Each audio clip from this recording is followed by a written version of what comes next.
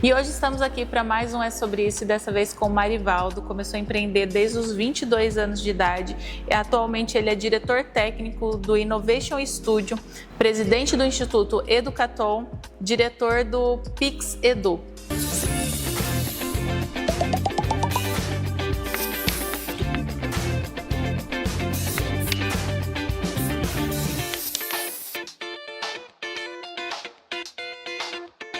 Seja muito bem-vindo, uma potência de ser humano com todos esses negócios e todos esses projetos que você vem conduzindo. Graças a Deus ele permite a gente fazer algumas coisas ao mesmo tempo, né? Conta para nós um pouquinho sobre o que é exatamente o Innovation Studio. O Innovation Studio é uma aceleradora de empresas de tecnologia, nesse caso é uma empresa lá de Manaus. A gente opera principalmente com programas feitos através de uma plataforma que foi implementada pela própria empresa junto com um dos institutos lá da região. Então a gente tem algumas empresas hoje em portfólio rodando aceleração e várias dessas empresas elas desenvolveram produtos a partir de investimentos feitos com recursos da lei de informática lá. A gente também tem lá no Innovation Studio programas para captação de recursos de fomento, para desenvolvimento de inovação por essas empresas. Então, o nosso trabalho é preparar os empreendedores para o desenvolvimento das empresas deles, principalmente, e conectar os desenvolvedores com investimento, seja fomento ou seja investimento privado. Tá. Ô Marivaldo, voltando um pouquinho antes, até você chegar aí no Innovation, como que foi a sua trajetória? O que te levou a chegar nessa posição? Porque você começou a empreender muito novo, teve aí um processo de transição, vendeu uma empresa já em 2016. Conta um pouco sobre a sua trajetória. Bom, na verdade, tudo isso começou no ensino médio, Então, eu formei no ensino médio em uma fundação chamada Fundação Matias Michelini.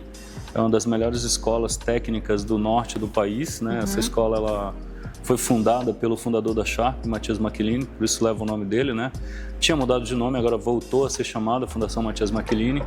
E lá na fundação eu fiz o ensino médio técnico em eletrônica. E a gente tinha lá naquela época, já no último ano, a gente tinha uma disciplina chamada Iniciação à Pesquisa, onde a gente desenvolvia projetos, é como o TCC que faz na faculdade, E na época a gente acabou fazendo 2 projetos. E dali o gosto desenvolveu o gosto pelo desenvolvimento de produto, E a gente já sonhava ainda, muito jovem, em montar as empresas, Tanto é que vários amigos acabaram montando empresas e hoje tem empresas grandes lá na região de pessoal que foi formado por aquela instituição. Olha que legal! Então, tanto é que a primeira empresa mesmo que eu montei, o projeto nasceu, assim, o aprendizado do que eu ia colocar dentro do produto nasceu no ensino médio. E depois foi consolidando na faculdade e durante a faculdade eu terminei o produto e acabou sendo incorporado pela empresa que eu montei lá em 94, 94, 95 mais ou menos. E essa empresa eu fiquei com ela até 2016, Então era um controlador. Na época os engenheiros precisavam fazer toda a programação, em código mesmo. E a gente acabou desenvolvendo um sistema operacional para um dispositivo que permitia que, por exemplo, um estagiário com pouco conhecimento em programação ou um técnico de produção mesmo podia fazer a programação do dispositivo, E vendemos bastante desse dispositivo por lá e foi a base de outros produtos que a gente acabou desenvolvendo naquela empresa, Depois, em 2007 para 2008 mais ou menos, eu tive acesso a uma tecnologia taiwanesa, japonesa, através de um amigo que morava na China, que infelizmente nos deixou, em março de 2019. E aí a gente montou, a partir da tecnologia, dos chips e tudo, a gente montou uma empresa chamada Pentop. E dessa empresa a gente trouxe essa tecnologia que chama hipertexto em papel, Então é como se você tivesse um link ali no papel e nesse link escondido, na imagem, ele pega e leva você para um código e esse código, por exemplo, pode fazer o dispositivo reproduzir um som, E essa empresa eu fiquei com ela até final de 2023. Não foi essa que foi para Taiwan, não, né? Que você abriu? Em Taiwan, a gente tem representação do Innovation Studio em Taiwan, né? E no caso da Pentop, a gente abriu o escritório em Shenzhen. 2010 a 2014, mais ou menos, a gente teve lá a parceria lá, né? Deu para fazer. Então, na verdade, eu fui, assim, como profissional forjado no chão de fábrica, né? Das fábricas do Distrito Industrial de Manaus, fazendo muito projeto de automação em teste, né? E nas empresas que eu tive a oportunidade de construir, né? No desenvolvimento de produto, sempre trazendo coisas novas para o mercado, né? Essa é a trajetória. Começo, né? Grande trajetória. Começo. E qual que foi, assim, o seu maior desafio e o seu maior aprendizado nessa trajetória? Eu sempre insisti muito, né, naquilo que eu acreditava, sempre fui muito teimoso. E o maior desafio foi identificar o momento de me renovar. De aceitar que eu tinha que reaprender desaprender os caminhos que eu sabia, né, aquilo que eu sabia, e aprender novos caminhos. Eu acho que para qualquer pessoa na vida, não só na área de negócio, não é fácil, né? Porque principalmente pelas zonas de conforto e as dificuldades que tem de você recomeçar e tudo mais. Então, acho que um dos momentos muito difíceis, eu acredito que o mais difícil é justamente isso, é reconhecer que você precisa destruir, esquecer muita coisa que você sabe e recomeçar de novo, né? E para mim esse momento foi pegar aí nos últimos 8 anos. Nesse momento a teimosia não podia existir. A gente nunca deixa de ser teimoso, né? Não. Mas foi muito bom porque eu encerrei uma atividade que eu tinha aqui, porque no caso da Pentop tinha uma Pentop em Manaus e uma outra aqui em Hortolândia. Eu encerrei as atividades daqui de Hortolândia, né? De Manaus já tinha diminuído muito lá. E aí eu fui trabalhar em institutos lá em Manaus, né? E ao mesmo tempo em que eu tinha uma outra empresa, eu nem comentei contigo antes, mas chamava Estúdio Didático, que era a Pentop daqui, né? A gente acabou segregando um produto só. E essa empresa, em 2023 também, eu saí dela, né? Sempre voltada à educação e tecnologia. No caso da Pentop, sim. No caso da Pentop, sim. No caso da primeira, que foi a Techway, era voltado para a área industrial, né? Então a gente desenvolvia projetos e também distribuía produtos para a indústria. Sensores, controladores, né? Área de segurança de máquina, visão...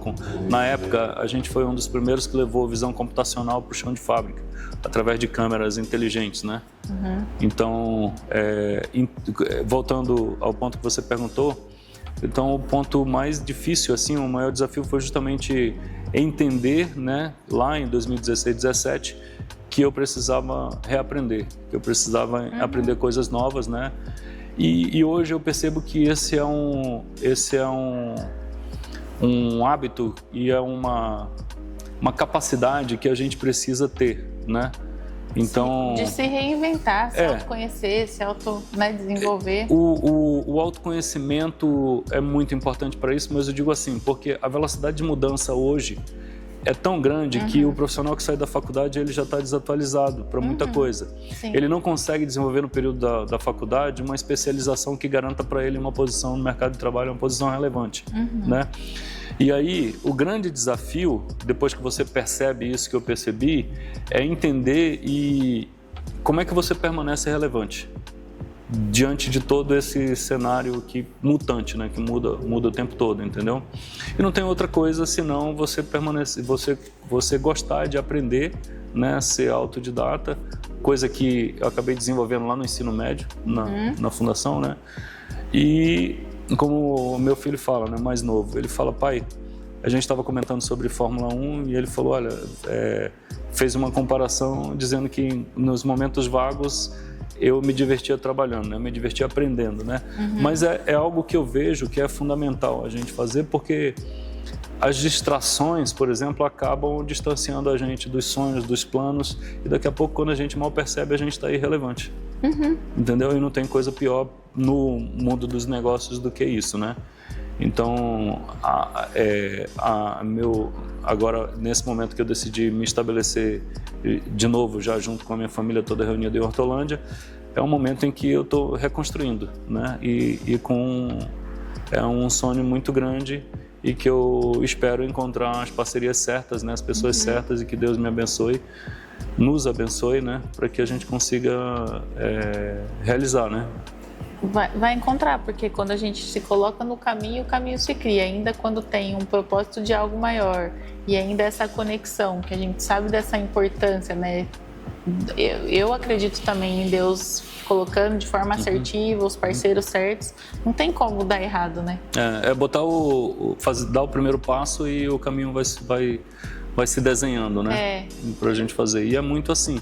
Às vezes a gente vai dormir, não tem a solução, acorda sonhando com ele, né? Tem até uma passagem, eu não vou me lembrar, mas que fala desse passo de fé, né?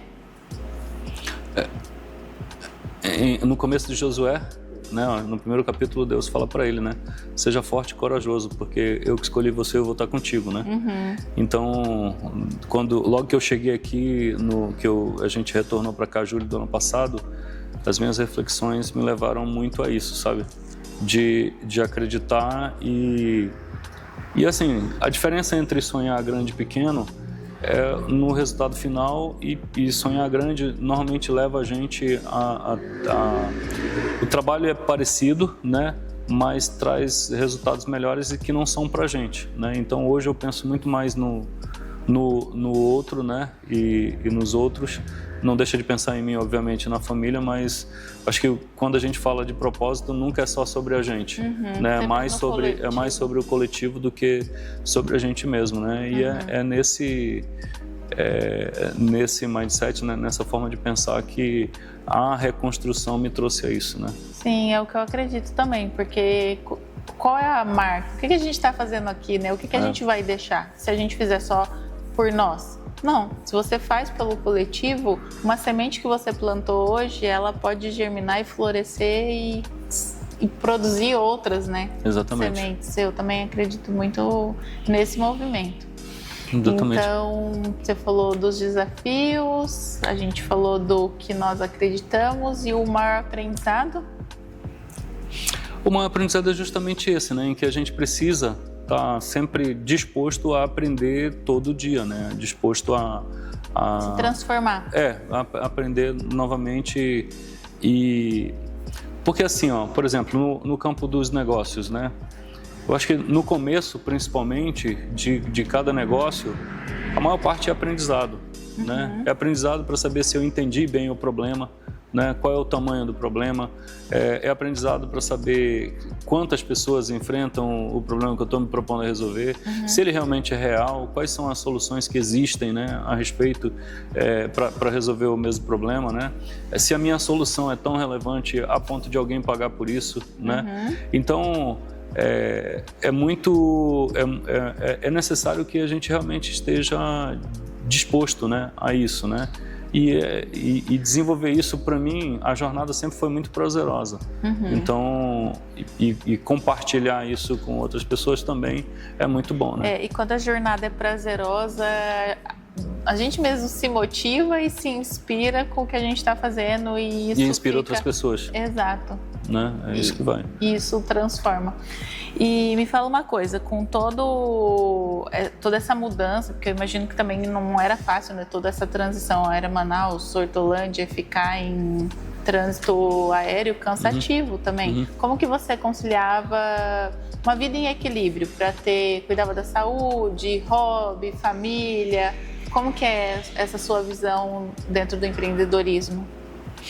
Olha, o mais difícil aí é família, sabe? Família? Porque o mais difícil é família, porque eu passei um bom tempo, por exemplo, lá em 2017, e aí eu tenho que agradecer muito a minha esposa, né, por todo o esforço que ela fez, né, e que ela faz até hoje.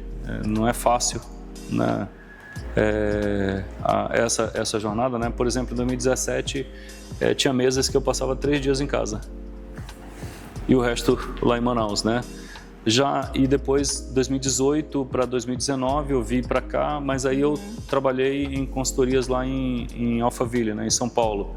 E final de 2019 para 2020, aí eu voltei a trabalhar em Manaus. Aí eu já era mais flexível, já passava 10 dias, 2 semanas por aqui e o resto lá, né? até chegar um ponto em que decidimos, né, com a minha esposa, íamos a gente para lá e o filho mais novo. O filho mais novo já não se acostumou lá e voltou, né? E aí depois, em julho do ano passado, a gente decidiu, né, um pouco antes, mas aí em julho foi quando a gente mudou mesmo, a gente voltou para cá. Então, acho que o mais difícil aí é a gente manter, né, a harmonia, o relacionamento, a liga e manter a família. Eu sinto muito isso em relação aos meus filhos, em relação à esposa também, um tempo de distância que a gente fica, né? Mas a questão aí... A importância da família acreditar também no porquê e o para que você está fazendo também todo esse movimento, né? Exato, exato. E os meninos estavam em fases assim de adolescência, né? E até certo ponto pedindo espaço, né? Então, graças a Deus, né? Eu agradeço a Deus muito, muito, muito, porque durante esse período deu tudo certo para eles, né? Eles estudam aqui no IASP, né? Então, o mais velho, Davi, está fazendo publicidade e propaganda na faculdade e o João agora está fazendo desenvolvimento de sistemas, né? Então, graças a Deus a gente já se reposicionou aqui e estamos avançando. Quanto à parte pessoal, né? De saúde e tudo mais, aí quando a gente se dedica muito para o trabalho, não tem como, né? Aí é a coluna que reclama, é o fígado, é dor de cabeça e tudo, mas graças a Deus, depois de forçar bastante, né? Agora aqui em Hortolândia a gente está em equilíbrio, né?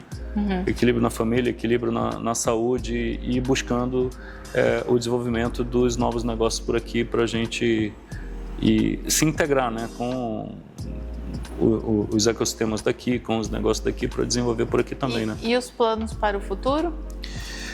Na verdade já estão rodando, né? Assim, foi um bom tempo, né? Também precisei de um tempo depois de voltar para cá para colocar a cabeça no lugar, para me reconstruir de novo, né? E agora nós iniciamos o Instituto Educatom aqui. A meta inicial é qualificar ou requalificar 1 milhão de pessoas, né? Seja os que estão saindo da faculdade ou do ensino médio e têm dificuldade em entrar no mercado de trabalho, né? Seja os que são jovens há mais tempo, mas que, de certa forma, acabam perdendo a relevância pelas mudanças tecnológicas, mudanças de negócio, de mercado, né? E tudo. Então, a gente quer contribuir com isso aí. Esse é o principal... a principal linha de trabalho do Instituto, né? No Instituto também a gente deve ter uma área voltada para outras instituições, né? Onde a gente vai procurar desenvolver plataformas, né? E programas para apoiar outras instituições sem fins lucrativos como a gente, mas que acabam tendo um impacto muito grande na sociedade, né? Por exemplo, apoiar instituições, né? Levando recursos para elas desenvolver os projetos, principalmente instituições que cuidam de crianças e adolescentes, né? Outra linha é a montagem de unidades operacionais de inovação com empresas da área de tecnologia, né? E eu não estou falando de grandes empresas, mas de empresas que faturam pelo menos aí 10, 20 milhões por ano, e aí ajudar essas empresas a desenvolver seus produtos, né, escaláveis, né? A maior parte faz serviços, né? E acaba não tendo tempo de fazer isso, então a gente quer ajudar elas a desenvolver esse tipo de coisa, né? E o quarto, né, eu vejo daqui a alguns anos, é a gente conseguir contribuir com as cidades para a montagem de ecossistemas de inovação, né? Aí, para fazer tudo isso, a gente iniciou um projeto aqui para plataformas, né, voltadas para qualificação de pessoas, né? Aí com mentoria, com toda a parte de comunicação interna, né? Com toda a parte de produção e consumo de conteúdos, né? Com um forte olhar para a pessoa do professor, para a pessoa dos mentores, tutores, né? Mas também com a capacidade de apoiar as pequenas empresas, né? Essa que eu te falei, de 10, 20 milhões para cima, né? Mas também as grandes empresas nos programas de qualificação delas, né? Então, por exemplo, empresas que têm dificuldade em encontrar profissionais, a gente quer ajudar a desenvolver os profissionais, né, para que, por exemplo, em programas de residência, né, então, vamos lá, durante um tempo a empresa paga para o camarada estudar, pode ser funcionários que já estão lá ou que a gente faz a captação de pessoas para qualificar e depois eles contratarem, né, e depois eles viram contratados da empresa e a gente continua trabalhando no desenvolvimento deles, né. Então, é nisso aí. Especificamente para as empresas, aí a gente olha, por exemplo, Em Hortolândia tem cadeia de pão de queijo, muitas indústrias lá, né? Então a gente pode colaborar também. E para as empresas de tecnologia da informação e comunicação, a gente tem um trabalho que iniciamos, agora dia 9 tem um evento lá que a gente convida vocês também a participarem, né? Sim, onde tem é um evento para poucas empresas, né? E isso não é gatilho de venda, mas é por causa do nosso espaço, né? Cabe 24 pessoas sentadas na sala de treinamento lá. Mas são 10 empresas da cadeia de pão de queijo, 10 empresas da cadeia de tecnologia da informação e comunicação. E dentro da nossa parceria, você fica à vontade também aqui para, se quiser montar também um evento. Com certeza, aqui, a gente pode trazer para cá os próximos eventos para cá, né? Sim. E aí o objetivo desse evento, dia 9 de dezembro, né, nós convidamos um gerente da FINEP para vir apresentar os programas de fomento e de crédito. Então está vindo também um parceiro nosso que trabalha com escrita de projetos, né, desenvolvimento de projetos para captação tanto de fomento, crédito, e aí são várias fontes, né, que é possível fazer. Está vindo também de São Paulo um outro parceiro em que ele trabalha na parte contábil voltado para a empresa de tecnologia. Né? Então, a maior parte das empresas, por exemplo, elas não ativam o que desenvolve em P&D, não transforma isso em ativo intangível para ela. Não registra software, não registra patente, e isso pode ter um valor muito grande para as empresas. Né? Por isso que eles estão vindo para somar com a gente. Então, vem a Biro, vem a Diligia, né, que é de contabilidade, e os parceiros locais que a gente vai também cooperando com eles, né? Então, o objetivo é a gente identificar pelo menos 1, 2 empresas que queiram já começar esse trabalho e aí a gente vai montando as unidades de inovação com eles, né? E agora você está também com a PixEdu, né? A PixEdu, na verdade, a gente adquiriu essa empresa agora, né? E aí eu não estou sozinho, obviamente, nisso tudo, né? A gente adquiriu essa empresa agora. E no mês passado a gente fez alteramos marca, alteração do contrato social, endereço, tudinho. E na verdade a empresa ela já vinha desenvolvendo, né? A gente já vinha desenvolvendo sistemas, né? Uma parte no instituto, uma parte na empresa, né? E que é a plataforma voltada para a educação, né? Só que, por exemplo, para colocar no mercado aí não vai ser o instituto, a gente vai se concentrar mais nas unidades de inovação voltadas para a empresa, na qualificação inicialmente desse 1 milhão de pessoas, né? E a PixEdu vai ser a empresa que vai colocar isso no mercado. Então, o desenho está feito dessa forma, né? A gente já tem um projeto piloto, né, que a gente está fazendo. Esse projeto piloto a gente lançou edital para 40 jovens, finalistas de ensino médio, né? Então, ao todos foram 11 projetos, né? Dentro desse, só para você entender e o público entender também. O programa é um programa de formação de jovens líderes para inovação e tecnologia, né? Então, eles têm que vir em equipe, a equipe tem que ter um projeto na área de software, né? E ela tem que ter um professor mentor da escola dela, né? Justamente para a gente fazer a liga com a escola, né? Então, daí foram esses projetos, né? A gente deve terminar ali na 3ª semana de dezembro, né? Então, Ou seja, dezembro está movimentadíssimo. Mas, por exemplo, um grupo deles a gente já terminou, por conta da agenda da escola. A gente acabou tendo que dividir em 3 grupos, né?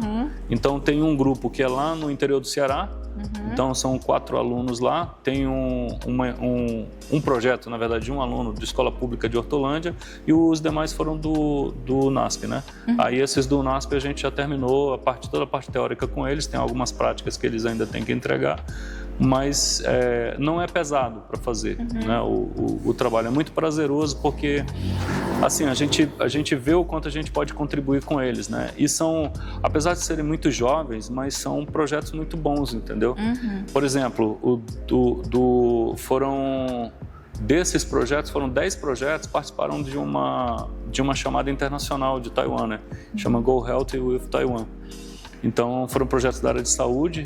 E aí dentro da área de saúde, né, eram 6 linhas temáticas. Conversando, que eu achei bem interessante. E pela primeira vez a gente teve e é uma competição global, né? A gente teve 2 empresas no Brasil que ganharam, né? Uma do Amazonas, que é o projeto de diagnóstico precoce de câncer do colo do útero. Eu achei, né? De excelência Então isso. consegue detectar antes dos primeiros sintomas, muito tempo antes, se a mulher vai ter câncer ou não, né? Se vai desenvolver ou não. Vai transformar, né? Exatamente, exatamente. E a região é endêmica disso, né? E o outro é um projeto da área de ciclismo, né? Uma bicicleta com vários atributos lá inovadores, né? E esses foram para a semifinal, né? As empresas ganham um prêmio, $30 mil, mais viagem para Taiwan para iniciar, né, desenvolvimento de projetos junto com as empresas taiwanesas, né? Então é mais ou menos assim, Taiwan faz um programa mundial para conectar a indústria deles com os projetos mais inovadores do mundo todo. E aí depois os ganhadores se juntam com as indústrias para colocar esse projeto em prática e depois expandir para o mundo, entendeu? Excelente, quero conversar com você também depois sobre algumas ideias aqui de projetos que eu acho que pode ser muito bacana e vai dar uma parceria interessante, porque projetos que eram muito grandes e eu achava que não... Agora eu tô vendo que é possível. Então, começa, como a gente estava falando, né? Botar o pé na estrada, né? Botar o pé na estrada e quando a gente... E fazer um pouquinho todo dia, né? Um pouquinho toda semana, um pouquinho todo mês e você vai desenvolvendo e principalmente testando, validando, né? Aprendendo e a coisa vai desenvolvendo, né?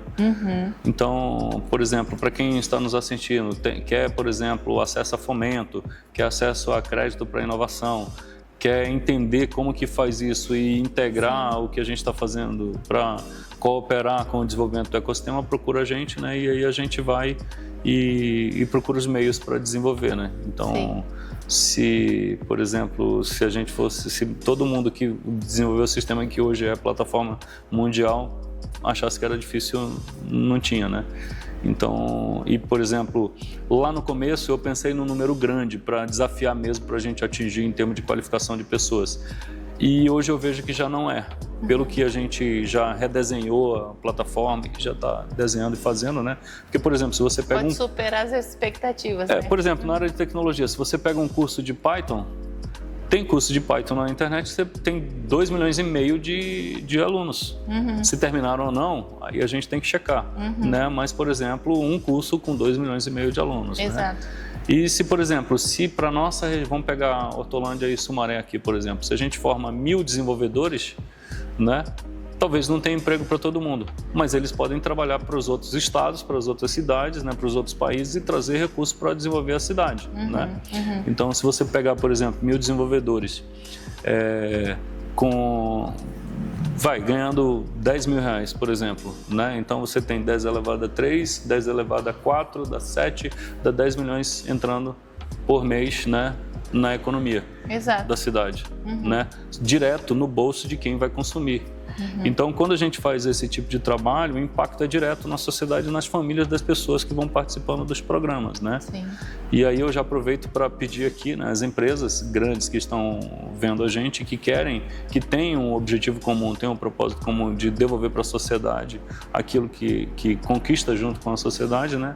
Procura a gente para a gente elaborar esses programas, né, mais adequados para aquilo que a empresa quer também, né? Sim. Ou investir nos que a gente tem desenhados, né? Exato. E aí a gente faz, software, a parte de, por exemplo, qualificação de professores para o mundo digital, né? É muito importante isso para que os professores tenham mais facilidade em desenvolver as suas aulas, os conteúdos e tudo mais, né? Apesar de não poder usar celular na sala, tablet e tudo mais, os alunos diretamente, né? Mas se o professor entende bem, se ele desenvolve as habilidades digitais, o próprio trabalho dele fica mais leve para ele, né? Ele já não vai gastar, ele gastaria 4, 6 horas, ele vai gastar 2 horas, por exemplo. Sobra mais tempo para ele, para a família. Exato. Né? Qualidade de vida, né? Exato, exatamente. Então, é disso que eu estou falando.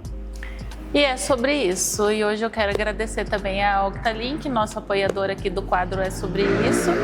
É um RP CRM, então se você também estiver precisando dessa tecnologia e a parte de BPO, dá um clique aí, já clica no joinha, deixa seu like também, deixa nos comentários. Se você tem alguma sugestão de tema que você também gostaria de ouvir para os próximos episódios. E tamo junto. Tamo junto. Obrigado. Obrigada a você.